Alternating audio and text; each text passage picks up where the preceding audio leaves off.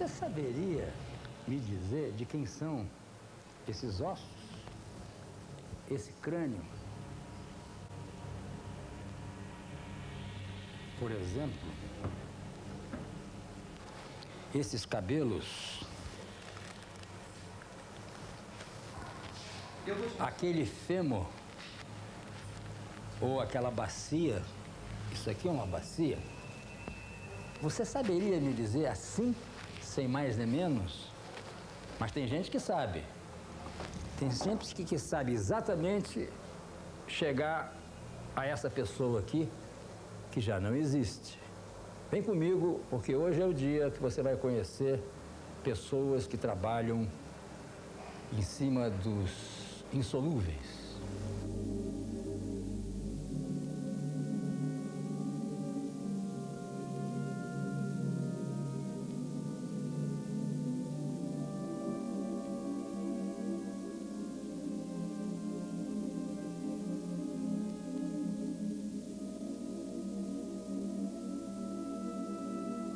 Este é um caso em que uma delegacia encontra uma moçada, né, e solicita um exame para poder identificar e saber a causa-morte. Normalmente, na requisição, vem desconhecido, sem outros elementos que possam nos dar qualquer informação sobre o caso em particular. Bem, para começo de conversa, né, sempre as ossadas chegam mais ou menos nessas condições, né? Não vem todos os ossos, isto, né? Não vem todos os ossos. Alguns nós somos obrigados a tratar até para poder trabalhar e examinar um pouco melhor, como este crânio nós tivemos que lavar, né? Mas antes de lavar ele é exatamente examinado para saber se não existe alguns resíduos de pólvora ou de outras substâncias. Bem, o que o médico legista, o que o perito pode fazer? Primeiro, em função das características do crânio, ele pode saber se este crânio pertence a uma pessoa do sexo masculino ou feminino, né? Então, o que ele vai ter que se basear? Em dados anatômicos, né? Em características que são próprias de cada indivíduo. Por exemplo, este elemento aqui que se chama apófise mastoide, no homem é bastante desenvolvido. Na mulher, isso aqui é bastante pequenininho. Então, é um elemento importante. Esse aqui é o homem. Aí é homem? É. Ele, para mim, ele é bem desenvolvido nesse caso. Se fosse mulher, seria talvez a metade disso, né? O homem apresenta esta área que nós denominamos de glabela bem proeminente. A mulher normalmente tem um relevo muito simples. A mulher normalmente não apresenta isto. Este ângulo entre a glabela e o nariz, né? No homem ele é bastante marcado. Na mulher também é bastante suave. Então, nós vamos já casando essas informações para poder informar.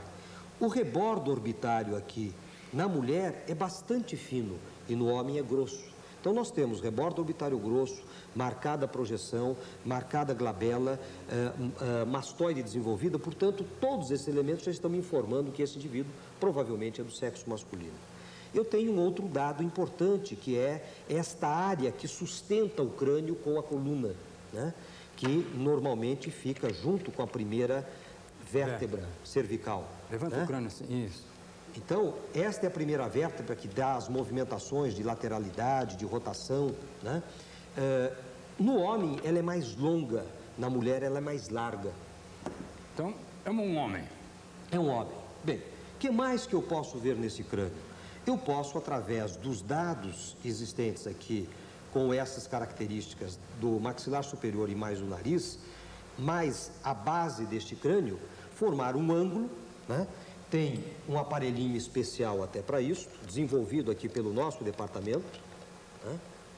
E que me dá, em função deste ângulo, depois de medido, é lógico que eu preciso colocar isso no lugar correto, tal, mas é mais ou menos isso, me dá a certeza se esse indivíduo é da raça amarela, é da raça branca ou é da raça negra.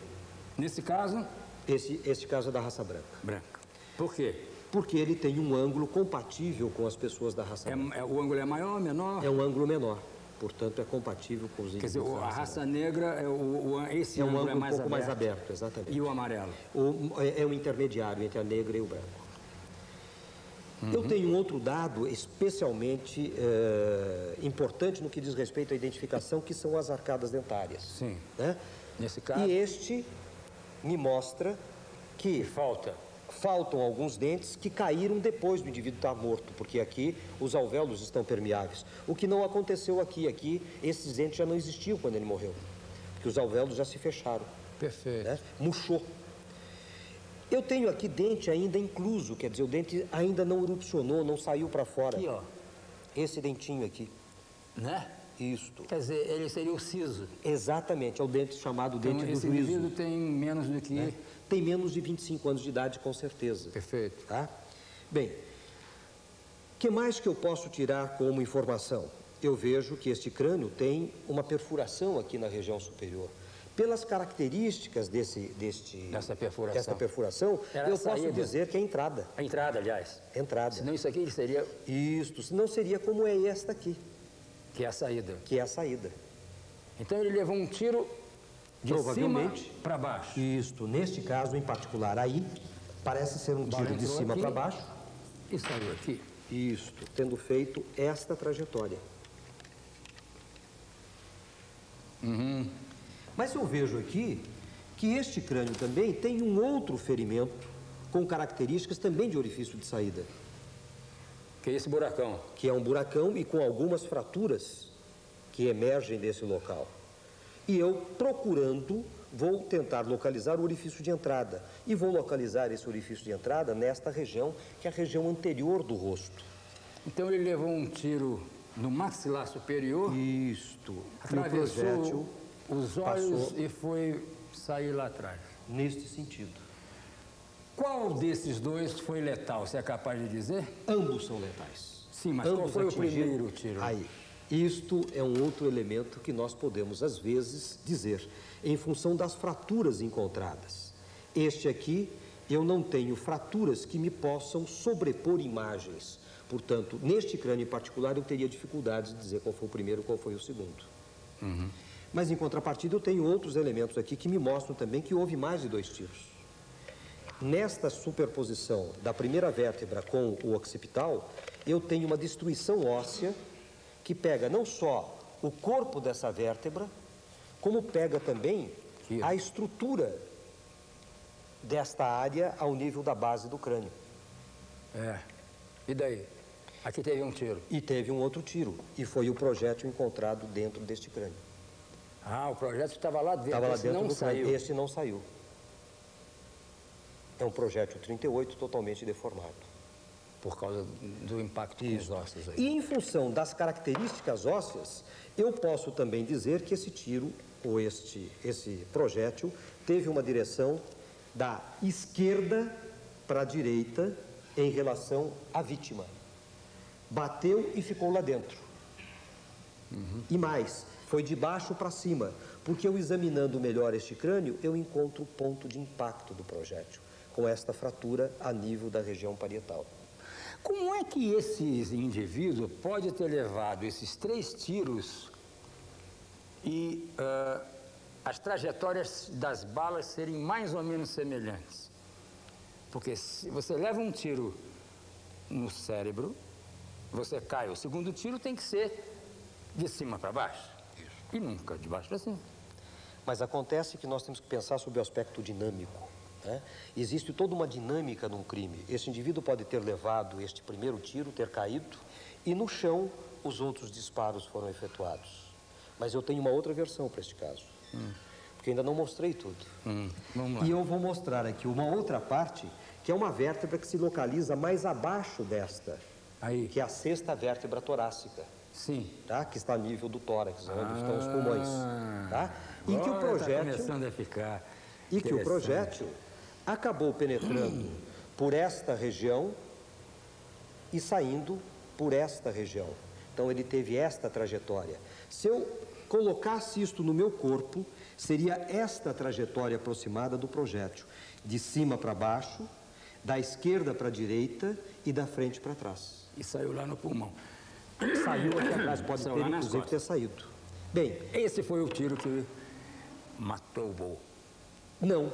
Não. O tiro que o derrubou, na verdade, foi o tiro que ele levou Neste osso, que é o osso da perna, é um outro colega deste, esse aqui é do lado esquerdo, e este seria o osso do lado direito. Então, este osso tem uma fratura. Não estão todas as partes deste osso, mas que me mostram que ele, o projétil, penetrou aqui por detrás e saiu pela frente. Portanto, a nossa interpretação é de que este indivíduo levou um tiro quando estava correndo, que atingiu a perna, que fez com que ele caísse, porém não mortalmente.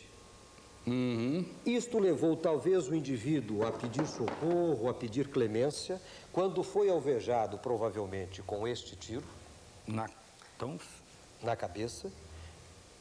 Evidentemente, este é um tiro mortal, ele acabou caindo, e depois a pessoa que estava mais à sua esquerda desferiu os outros 2 tiros. Um que entrou nesta região com uma direção de baixo para cima, sob o aspecto se o indivíduo estivesse horizontalmente, mas que pode ser de cima para baixo se ele estiver caído. Deitado. A mesma posição para o segundo disparo, mais ou menos próximo à direção, e o terceiro um pouco mais abaixo, que nós já apresentamos na sexta vértebra torácica. Portanto, mostrando que 3 disparos foram efetuados praticamente na mesma direção, que leva a esse tipo de raciocínio. Perfeito, eu concordo com isso. E você? É assim que você distribui a lógica para que a gente possa chegar... Agora, quanto tempo para chegar a essa conclusão? Bom, são algumas semanas, porque isso nós vamos trabalhando osso por osso, tentando dar interpretação das lesões, né? Procurando inclusive se existe ainda restos de pólvora. Que idade, né? desse... Este é jovem, porque as suturas estão todas ainda não fundidas, quer dizer, elas estão bem aparentes. Jovem, é um adolescente ou um menino? Eu diria que ele está entre os 20 e os 25 anos. E diria mais, ele tem outros dados que me falam até a favor de ser mais jovem do que 25 anos, porque ele ainda não tem todas as áreas de consolidação dos ossos longos terminadas. O que significa que ele iria crescer ainda. Ainda ele teria a possibilidade de crescer um pouco. E os executores são 3. Bom, com certeza nós podemos dizer que devem ter sido utilizadas 2 armas. Por quê? Porque nós encontramos este ferimento que tem aproximadamente 1,4 centímetros de diâmetro. Este que tem 1,3 centímetros de diâmetro. Mas nós encontramos este outro ferimento encontrado no corpo vertebral que tem 0,8 centímetros de diâmetro. Quer dizer, portanto, se ele usou um 38 aqui para cima, aqui embaixo ele usou um 22. Um 22, um 6,35, 7,65. Certo. 2 pessoas, pelo menos, participaram. Pelo menos 2 armas, com 2 certeza. armas. Com certeza. E para que essa peneira? A peneira é exatamente para isso, porque quando nós vamos fazer uma exumação, um levantamento de um local em que uma ossada é encontrada, nós utilizamos a peneira como um recurso, né, para que a gente coloque terra que pode estar misturada com pequenos fragmentos ósseos e até os projéteis que poderão ser encontrados nesse E esses momento. instrumentos são para medidas antropométricas a nível do crânio. Tá? Aquela é uma escala que nós utilizamos para medir os ossos longos e com isso também poder dar a ideia de quanto media esta pessoa quando viva. Isso se faz sistematicamente com os mesmos instrumentos. Ah, sim, sistematicamente. Você já foi isso assim, ó. Você me disse que esse anfiteatro aqui foi transformado em um laboratório específico para as ossadas dos assassinados na época da repressão. Exato. Eram 1049 ossadas encontradas, embora os desaparecidos somassem a 100 e poucos. Onde estão essas ossadas hoje? Essas ossadas hoje, elas estão ainda sendo objetos de análise, mas estão ocupando um espaço que nós mandamos fazer para que elas possam ficar já separadas por unidades de 100, né? até um pleonasmo dizer unidades de 100, mas são blocos de 100 ossadas para cada lote, para que a gente possa, à medida que as informações cheguem, nós voltarmos mais rapidamente à ossada procurada. Posso ver? Pode, é lógico. Eu sei que aqui dentro desse reduto de vocês, né, de um reduto científico, estão depositadas as ossadas das pessoas que, lamentavelmente, foram vítimas da época da repressão. Você tem isso aqui? Temos. Nós temos aqui perto de 1.100 ossadas que foram objetos de estudos, retiradas tanto do cemitério de Perus, quanto de Vila Formosa, quanto do cemitério de Santo Amaro. Além disso, também envolvido com o caso dos desaparecidos, nós estivemos estudando exumações que realizamos em Xambiuá, em Goiás, na própria cidade de Goiás, de Goiânia, em Goiás, e estivemos agora há bem pouco tempo no estado de Tocantins, também para fazer o levantamento de uma eventual pessoa que tivesse sido enterrada lá. Desses 1.000 e poucos que você tem aí, todos já estão identificados? Não. O que existe é talvez uma má explicação de por que existe 1.200 ossadas aqui. É que foi encontrado no cemitério de Perus uma vala comum com com certeza 1.049 ossadas. E supôs-se que aquelas fossem ossadas de todos os desaparecidos políticos, ou que lá estivesse pelo menos todos os desaparecidos políticos. Na verdade, o que nós acabamos descobrindo é que aquela vala comum tinha todas as ossadas retiradas de túmulos, né, e que foram depositadas lá porque os cemitérios têm sempre o que nós chamamos de ossário, e lá era uma vala comum. Agora, dentro destas, nós conseguimos identificar 6 realmente pertencentes aos desaparecidos políticos. Podemos ver uma dessas ossadas e você me dá a característica identificatória dele? Lógico. Você veja que cada crânio desse pertence a uma ossada, né? E você está vendo que todos eles estão sendo objetos de uma avaliação com relação aos espaços interdentários, né?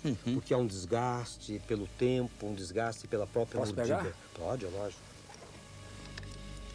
Isso pode ter sido um amigo meu, desaparecido naquela época. Mas e? Então, todos eles são objetos, então, para que a gente possa fazer a sobreposição de imagem e tenha a realidade da sobreposição com os pontos todos dignos de serem merecedores de crédito, nós temos que saber exatamente qual é o espaço interdentário, e é por isso que estas massas são colocadas para que a gente possa pôr exatamente na posição correta anatômica. Isso que eu estou vendo aqui atrás de mim, do meu lado, em cima de mim, são ossadas sem os crânios. São o resto dos corpos. São o resto dos corpos, embora a grande maioria delas já estejam com seus crânios respectivos. Aqui são alguns que foram tirados e que estão merecendo um estudo um pouco mais cuidadoso, tá? Em função de terem algumas características que são próximas daqueles que desapareceram, dos desaparecidos políticos. Então, toda vez que nós temos um crânio que está próximo de uma informação do familiar, ele é separado, rotulado, estudado, exaustivamente estudado, para depois, então, você... Você pode me dar algum exemplo identificatório? Nestes casos aqui? O exemplo, por exemplo, nós podemos ter dados como perímetro cefálico compatível, o perímetro cefálico é toda... Não, eu digo de alguém que supõe que seja um parente. Bom, nós temos informações, por exemplo, de pessoas com a projeção dos dentes, né? E falhas dentárias. Esse aqui, por exemplo, não tem nenhuma falha dentária. O que ele tem aqui é a ausência dos dentes que se perderam, né, depois que ele morreu. Então, se houver alguém que tenha falha dentária, isso aqui já está excluído. que está escrito aqui? Siemens Funk. Não, isso aqui é um processo de raio-x com um filme especial para poder dar maior ou menor contraste. Né? É um trabalho científico também que está sendo feito em cima A idade dessas pessoas pode variar de quanto a quanto? Essas A grande maioria destas que estão aqui são pessoas com mais de 20 anos de idade. Tá? A grande maioria. E os 6 que vocês conseguiram identificar como sendo 6 dos torturados? Este nós temos todo o material que você poderá ter acesso, não só em vídeo como em fotografia, e que você poderá mostrar. As ossadas já foram para as As ossadas, à medida que você identifica, a família requisita as ossadas para poder dar aqueles restos mortais o devido descanso. Né? Alguns desses, vocês já estão na reta final para dizer com um grande indício de que seja fulano de tal? Não, nós estamos estudando todos eles, porque eles têm características que são objetos desta análise.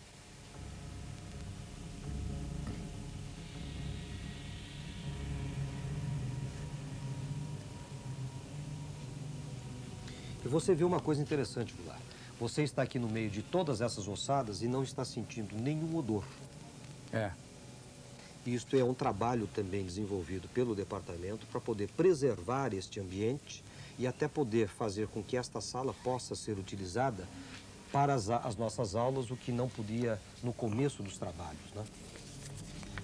Todas elas são identificadas com o número da vala. E são números aleatórios que nós aqui fornecemos. Esse saquinho fechado já tem um crânio, todos os ossos. Todos eles. E já foi uma pessoa. Já foi, com que certeza. pode ser identificada. Que pode ser identificada. Depois de retiradas as informações que estes ossos nos oferecem, nós levamos isso para o computador. Eu vou te mostrar como é que nós podemos chegar à identidade e como é que nós selecionamos, através desses dados, as pessoas do sexo masculino com 20 anos, com 30 anos, com 50 anos ou com algum tipo de deformidade. Então vem comigo, você fica aí para que você tenha na sua memória uma época de exceção que esse país viveu e que eu espero que jamais se repita.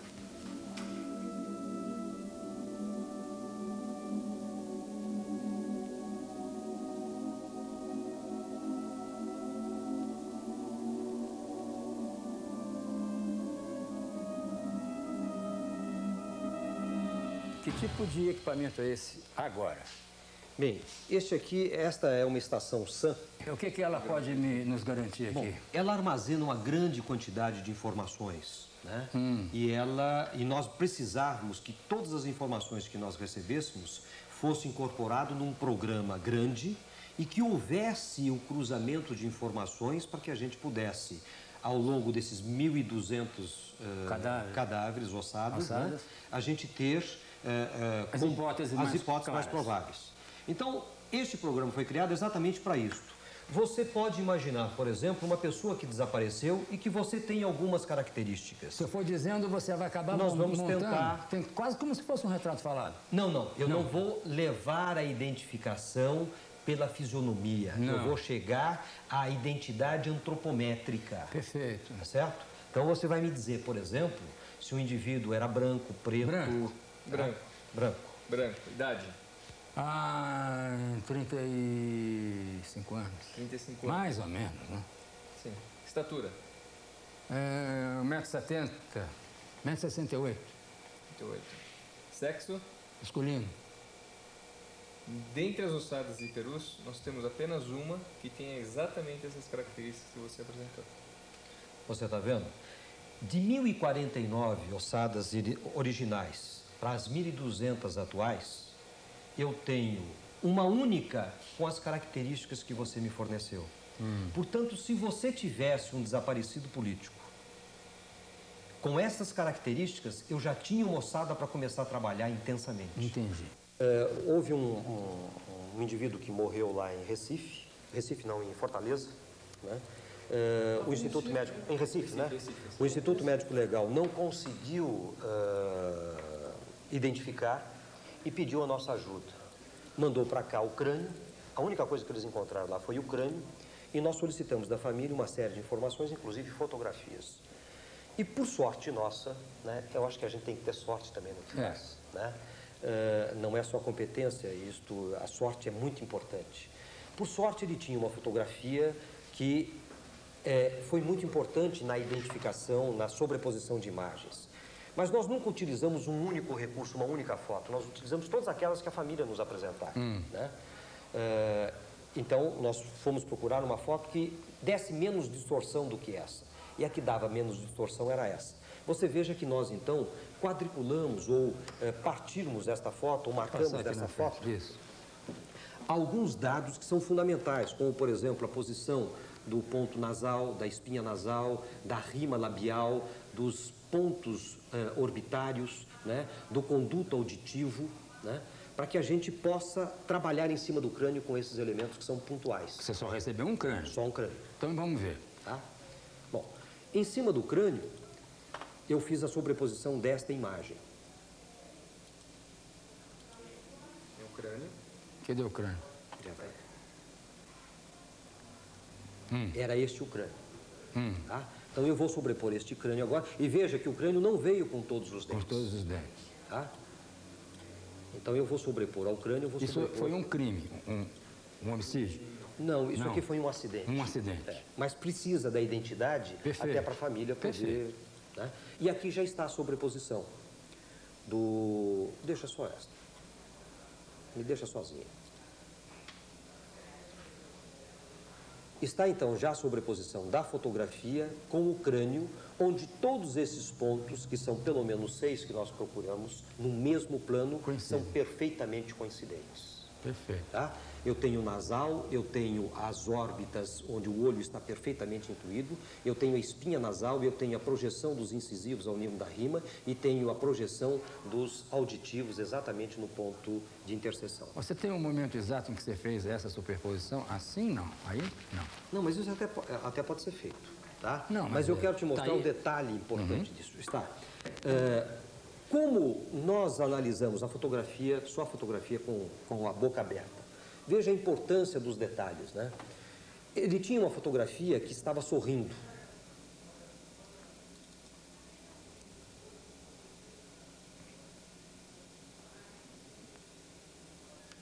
E nesta foto, ele sorrindo, eu tenho aqui o contorno de todos os dentes e tem um detalhe que chamava a atenção nesta foto.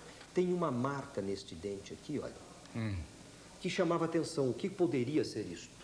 E daí então nós fomos procurar no crânio se existia algo que pudesse explicar isso.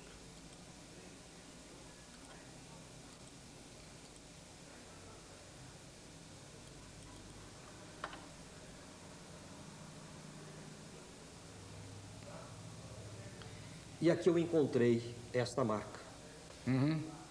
Isto era uma área de descalcificação, como se fosse uma cárie. Certo. Bem, o que nós fizemos? Nós sobrepusemos aquela a esta.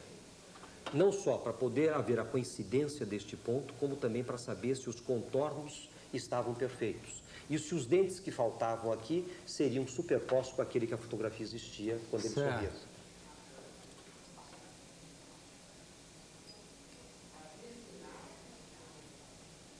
E chegamos exatamente a isto. Isto aqui, o crânio superposto à foto, o espaço existente entre aqueles dentes que estavam faltando estão perfeitamente coincidentes com os dentes que existiam em vida. E o ponto que estava no dente está exatamente superposto ao ponto da fotografia. Então, fulano de tal passou a ser... vai ter uma identidade está exatamente aqui. Além da sobreposição completa, ele tinha esse detalhe que era um sinal particular.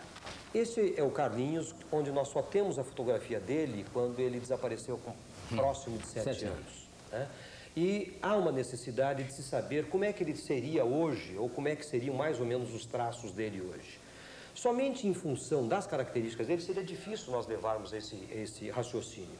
Mas tendo a fotografia do pai, tendo a fotografia da mãe, dos irmãos, dos parentes, então nós podemos projetar o que poderia ser o Carlinhos. Então vamos lá. Em cima exatamente desses dados. Por exemplo, a configuração do nariz sofreu uma modificação com o tempo, né, baseado naquilo que a mãe e que o pai possuem, né? A boca, ele tem um lábio superior mais fino e tem um lábio inferior muito mais saliente, a versão do que tem o seu próprio irmão e o seu próprio pai, né? Você tem essas outras fotos? Nós aí? temos aí escaneado, né? O pai, a própria fisionomia, né, passa a ter um pouco destes seus parentes. Então, em função de todos esses caracteres fenotípicos, é que nós vamos tentando dar a caracterização do que ele seria hoje, aproveitando o cabelo, porque nós não temos as orelhas, que podem, se eu incorporar a este uma orelha, ele pode dar uma descaracterização completa. Tá certo? Então eu não vou jogar com a orelha, que é o elemento que vai me descaracterizar. Mesmo porque ele é um enigma aqui, né? Exatamente. Então eu só posso jogar com aquilo que efetivamente eu possuo. Eu vou, evidentemente, que depois, quando for dar os retoques, colocar eventualmente algumas rugas, até pela expressão. Posso colocar algumas rugas muito próximo ao olho, que com 27 anos algumas pessoas, principalmente sendo claro, já podem apresentar. Vou modificar um pouco as características até da sombra, né, para tentar ficar muito próximo mais dessa sombra, dessa foto que foi realizada. E colocar a pinta dele no lugar certo. Isto, colocar a pintinha que ele tem no lugar certo, o mais correto possível, né? Enfim, ela também vai crescer um pouquinho. Né? Porque você vê que este rosto é mais ou menos redondo, né? Porque até por volta dos 10, 11 anos a criança tem essa configuração. Depois, por ação hormonal, o homem, por volta dos 12 aos 14 anos, ele sofre um alongamento da face, e é este alongamento que nós já colocamos, né? Isso também modifica as características do nariz e da própria boca. Essas características também já estão sendo modificadas. Vocês funcionam quase que como uma cooperativa multidisciplinar e interdisciplinar. É exatamente isso. Você usa os departamentos, laboratórios, tudo de uma grande universidade em favor da investigação. Da investigação. Senta ali na tua carreira, na tua cadeira, que eu quero conhecer melhor como são essas coisas. Você vai comigo hoje numa trajetória que, pelo menos e inevitavelmente, vai te trazer à tona a curiosidade de conhecer como foram desvendados os grandes mistérios que alguns deles abalaram muito a sociedade brasileira. Uma perícia que acabou nos dando muito trabalho, mas que também foi uma perícia, no nosso entender, extremamente importante, foi o caso do acidente radiativo de Goiânia. Né? Sim, do Césio? Do Césio 137. Esse nós participamos desde o início do processo para poder até responsabilizar as pessoas que causaram aquele acidente ou responsáveis por aquele acidente, e terminamos depois fazendo a necrópsia das 4 vítimas que morreram em decorrência da contaminação do Césio. Eu acho que foi uma oportunidade ímpar, é lógico, nesse sentido, dentro do nosso país e talvez da América do Sul,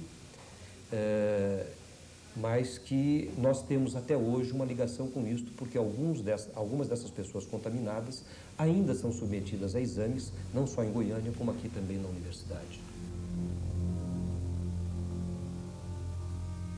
Como estas radiações não podem ser vistas, não podem ser percebidas através do olfato, ou não podem ser sentidas através do tato, elas passam desapercebidas por quem as manuseia. O grande problema que deparamos em Goiânia é que as vítimas que estiveram expostas também aspiraram este material, né? E algumas delas chegaram a ingerir, quer dizer, chegaram a engolir este material radioativo, tornando-se assim fontes ambulantes de radiação.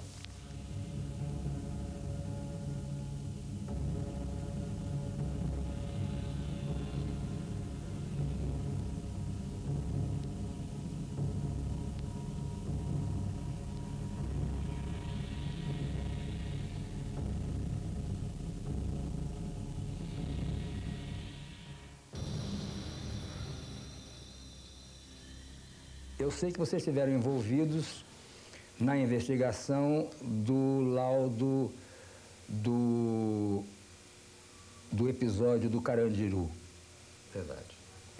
Qual foi a participação de vocês? Como foi essa participação? Bem, primeiro nós recebemos uma solicitação oficial da Ordem dos Advogados do Brasil e dos Direitos Humanos para que o Departamento de Medicina Legal da Universidade emitisse um parecer sobre os laudos existentes, tanto fornecidos pelo Instituto Médico Legal como Instituto de Criminalística, e toda a documentação existente no caso que a Ordem dos Advogados no Brasil nos enviou.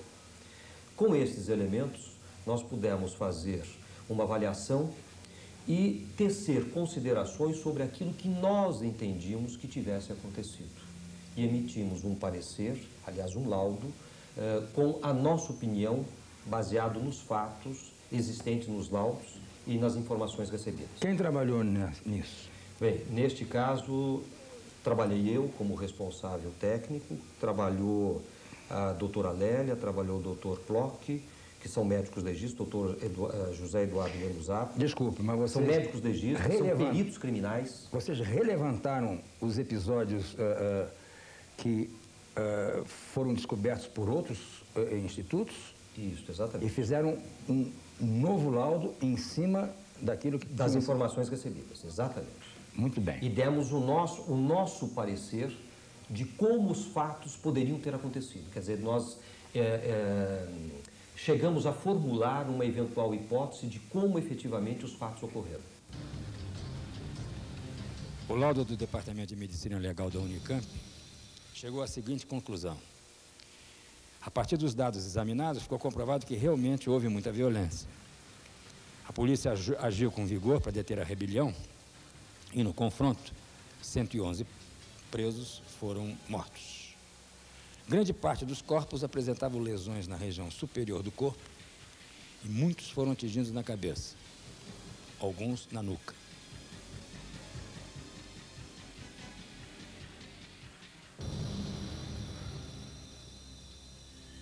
Vamos nessa trajetória de atividade e serviços prestados por vocês, a coletividade brasileira e até internacional. Porque parece que vocês também foram responsáveis pela identificação do Mengele, aquele assassino nazista. Isso. Nós não fomos os responsáveis diretos pela identificação.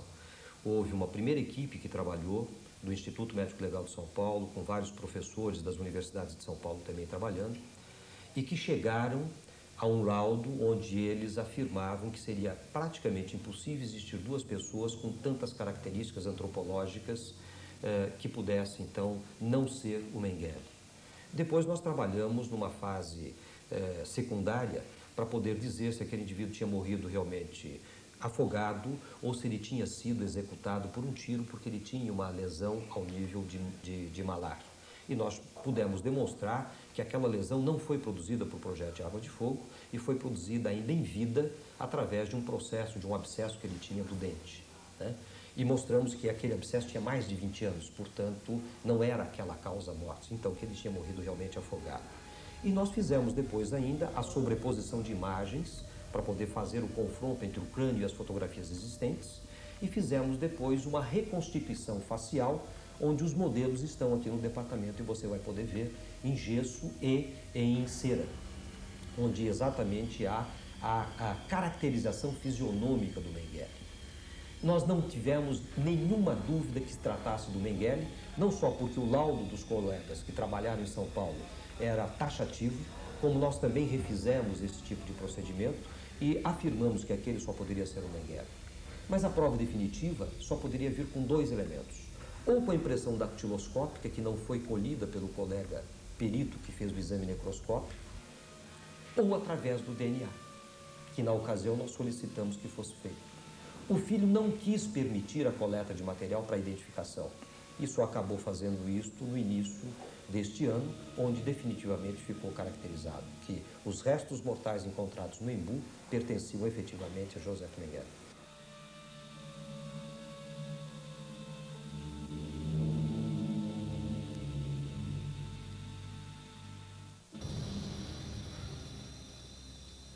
O que tem nesse livro azul?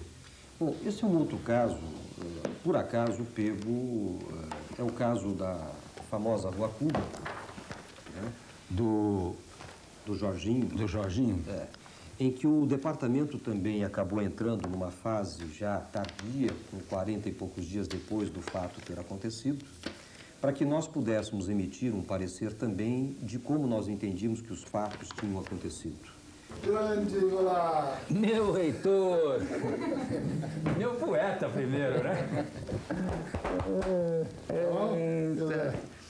Aqui está um dos célebres poetas brasileiros do início da década de 70, 60 e poucos, e que eu tive o privilégio de participar de alguns trabalhos com ele na extinta TV Tupi. E ele agora é o reitor. Agora não, faz tempo. Você tá bom? Bem, você. Vim te ver aqui, o jogo que você dava aqui. Vamos fazer um trabalho aqui com esse pessoal Você que... veio ver os nossos Sherlocks aqui, né? Essa história é séria. Essa turma é brava. Gostaria de conhecer a tua universidade mais por dentro, se você me permitir. Claro. Faça um compromisso com as pessoas para que elas possam identificar no seu país uma instituição que funcione. Vamos. Vamos? A gente combina um projeto Combinamos. e um plano. Vamos. A gente pegamos diferentes áreas. Tá bom? Poeta. Poeta no bom sentido. Grande. Obrigado. Prazer em ver você. Saudades. Eu também. Paulão, prazer em te conhecer. Obrigado. Tudo bem, né? Tudo resolvido, Vamos dar graças a Deus. Tchau, vocês. Paulo, Até já. um abraço. E baseado nos exames anteriores, baseado também nas perícias já realizadas e tendo a oportunidade de fazer a exumação e novamente examinar este cadáver, nós emitimos um laudo com um parecer mostrando como efetivamente os fatos poderiam ter acontecido, né?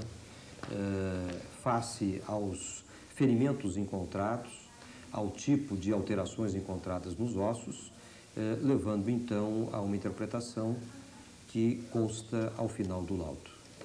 O que consta? Consta que, eu acho que, não sei se... Não, eu depois corto. Eu estou só procurando um local para poder parar aqui. Consta efetivamente que os dois foram assassinados na cama, né? Que os corpos foram mexidos na sua posição original, que um dos tiros, com certeza, ele teve direção de baixo para cima e não de cima para baixo, né? Que a pessoa que praticou este crime, ou as pessoas que praticaram este crime, conheciam efetivamente o local, porque este local fechado como estava, e principalmente à noite, e em decorrência da grande quantidade de móveis existentes dentro do quarto, seria impossível que não batesse e que as pessoas não acordassem, né? Então, pelo menos as que estavam deitadas. Então, com certeza, a pessoa que adentrou e que praticou o crime conhecia o local. E não foi encontrado nenhum sinal de arrombamento, nenhum sinal de entrada forçada nessa residência. As evidências, consequentemente, conduzem a uma pessoa muito íntima. E você já tem uma ideia? Não, nós não fazemos ideias. O seu negócio não é isso? Não. Nós não levamos a isso. Nós mostramos os elementos encontrados e depois isso é uma parte para a investigação policial.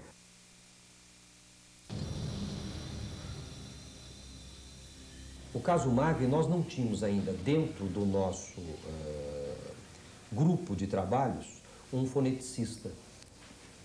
Mas nós sabíamos que dentro da universidade existia uma equipe de pessoas que estavam trabalhando em cima de identificação de voz, etc.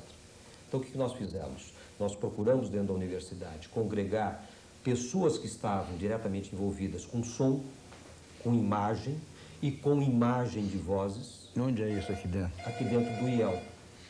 Tá? Mas é um instituto? É um instituto, o Instituto da Linguagem.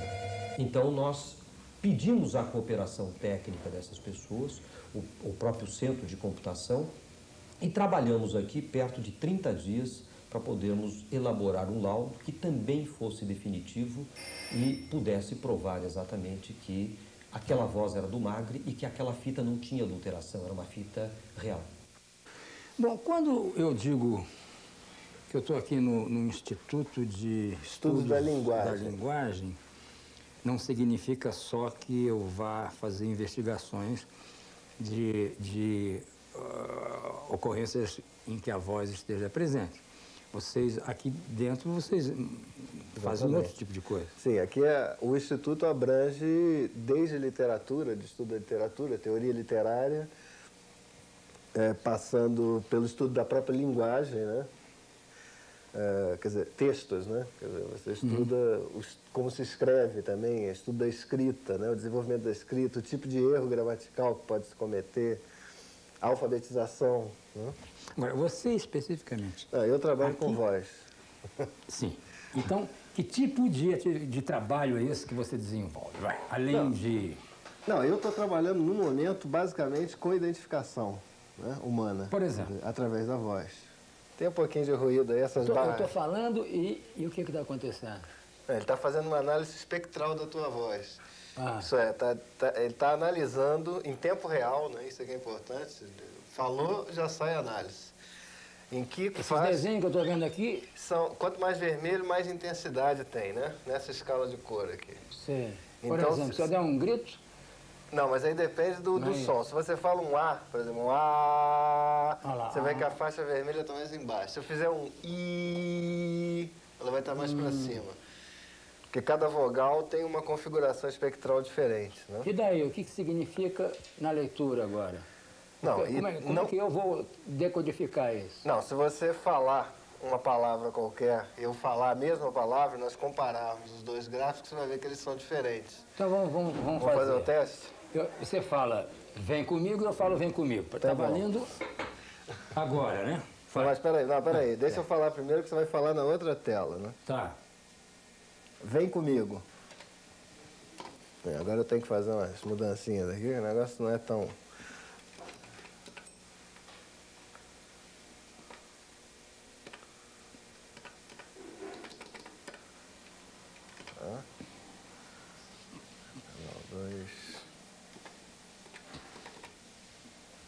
Acho que vai dar certo. Ó, tá gravando agora. Pode falar aí. Agora sou eu? É. Vem comigo. Tá. Então a tua voz está digitalizada. A minha está... Vem comigo. Essa é a sua e a outra é minha. Você está no outro canal. É. Vem comigo. E aí, isso sai por um gráfico qualquer, não? Sim, aí tem vários tipos de gráfico. Vou te botar um deles, né?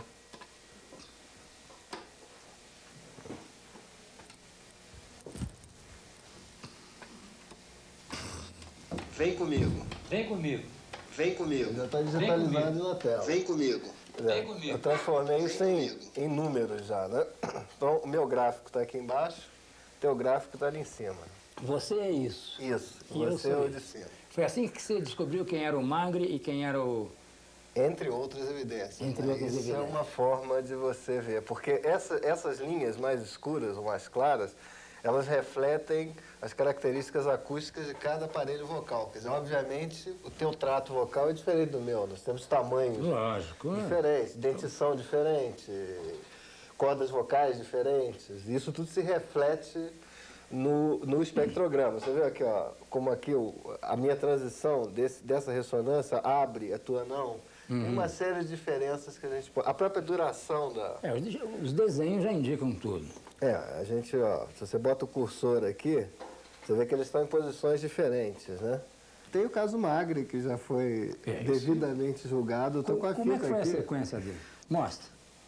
Não, eu tenho... Uma demonstração só de como é que funciona o equipamento. Sim, eu tenho ele aqui na fita, né? Ele está gravado aqui.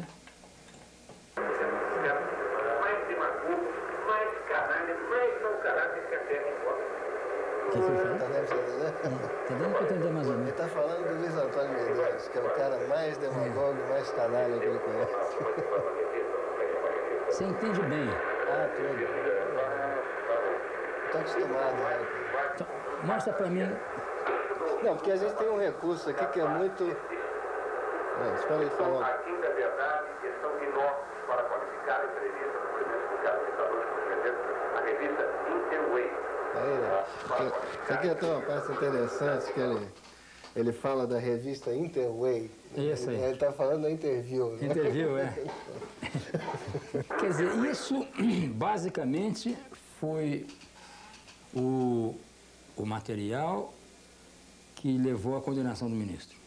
Sim, a identificação da voz foi um dos elementos. Mas ele negou no começo que era dele. Sim, porque o processo foi o seguinte: primeiro ele disse que a voz não era dele, então nós provamos que a voz era dele.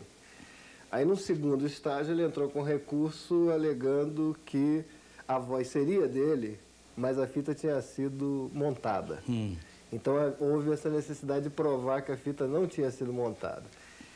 E aí, paradoxalmente, esse ruído de fundo que a gente vê ali é que deu a pista. Porque se você monta uma fita, se você pega um pedaço que foi gravado de um... É como montar a nossa conversa aqui tocando uma música.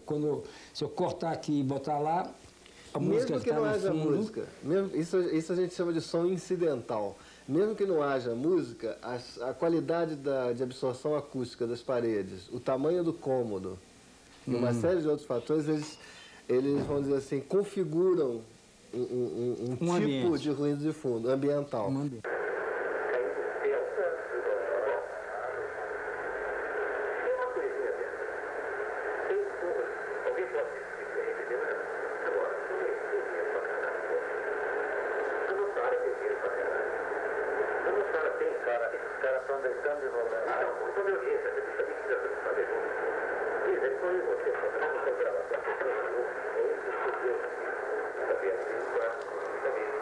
E aí vai. Eu não quero ouvir mais, não. Com vergonha. Obrigado. Vem comigo. Vem comigo.